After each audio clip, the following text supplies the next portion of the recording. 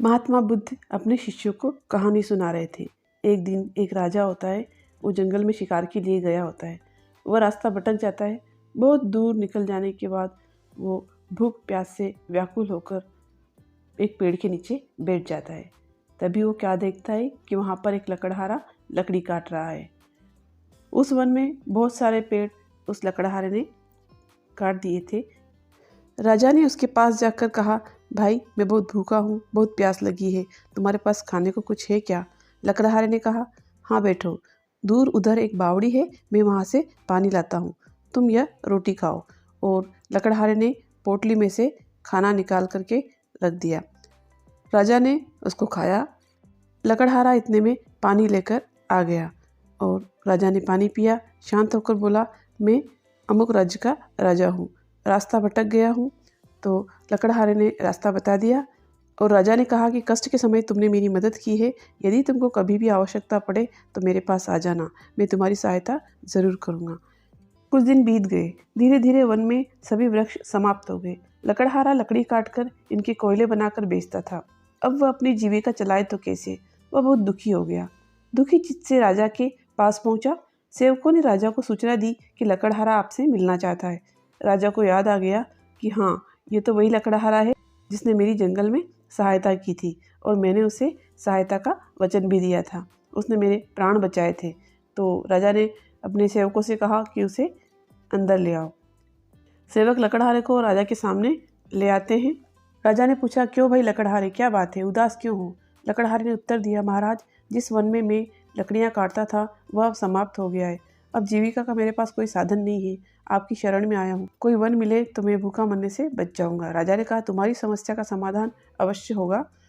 उसके चले जाने के पश्चात उन्होंने मंत्रियों को बुला करके परामर्श किया और लकड़हारे को क्या दिया जाए इसका उन्होंने विचार किया। परामर्श के पश्चात निर्णय हुआ कि शहर के दक्षिण में राजा का चंदन के वृक्षों का जो वन है वह लकड़हारे को दे दिया जाए। चंदन के वृक्षों का वह वन लकड़हारे के नाम कर दिया गया और उसको सूचना दे दी गई। कई साल बीत गए। एक दिन राजा अपने महल में बैठा था कि उन्हें लकड़हारे का ध्यान हो आया। प्रसन्नता के साथ उन्होंने सोचा, अब तो लकड़हारा बहुत धनी हो गया होगा, कई भवन तथा महल बनवा लिए होंगे, इसलिए उसे चलकर देखना चाहिए।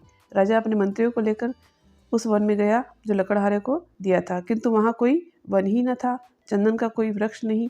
राजा ने घबराकर अपने मंत्रियों से पूछा, अरे वो वन कहाँ गया जो लकड़हारे को दिया था?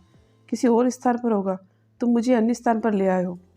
मंत्रियों ने कहा, महाराज, यह तो वही स्थान है जहाँ पर चंदन का जंगल था। राजा ने कहा, फिर वह गया कहाँ? खोज करने पर कुछ दूरी पर चंदन के कुछ वृक्ष दिखाई दिए। उनके बीच में बैठा हुआ लकड़हारा भी दिखाई दिया, निराश, उदास, विचारमग्न। राजा ने उसके पास जाकर पूछा, अरे तू चिंता में क्यों है?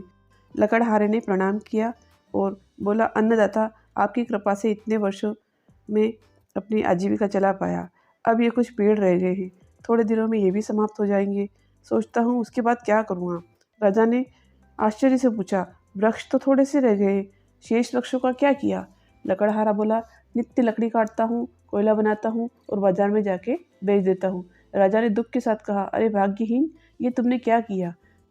यह चंदन की लकड़ी थी, जलाकर कोयला क्यों बना दिया? लकड़हारा बोला, चंदन की लकड़ी क्या होती है? राजा बोला, अच्छा होता यदि तू जानता। अभी 2-3 हाथ लकड़ी काट लो, उसको बाजार में ले जाओ। हाँ, कोयला न बनाना, इसको वैसे ही बेचना। एक दुकानदार ने देखा, लकड़ी तो असली चंदन की है और लकड़हारा है गंवार। बोला, क्या लेगा इसका? लकड़हारे ने पूछा, तुम क्या दोगे? दुकानदार ने उसको 1 रुपया बताया।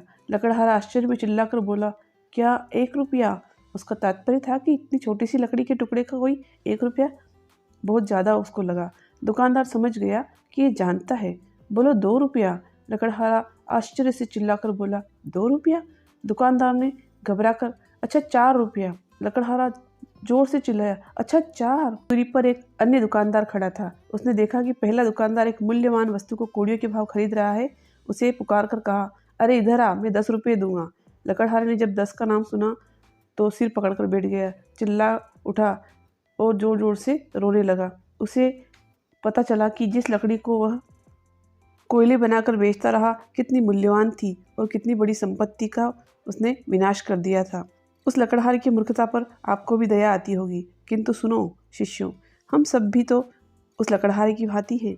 राजाओं के राजा उस परमात्मा ने न जाने किस बात से प्रसन्न होकर सांसों का ये चंदन से पूर्ण वन हमें दिया था। हमने कुत्सित वासनाओं, घृणा, पाप की अग्नि से जलाकर इसे भस्म कर दिया। कितने मूल्यवान है ये सांस, ये हमने समझा ही नहीं। सांसों का ये चंदन वृक्षों से परिपूर्ण वन, जिसे हमने काम, क्रोध, लोभ, मोह और अहंकार की आग में जलाकर कोयला बना दिया। परंतु जो होना था सो हो गया। अब तो चंदन के जो थोड़े से वृक्ष हैं वही शेष रह गए हैं इस जीवन के शायद थोड़े महीने। आओ इन्हीं का उचित उपयोग करें, यत्न करें कि तुम्हारा लोक और परलोक सुधर जाए।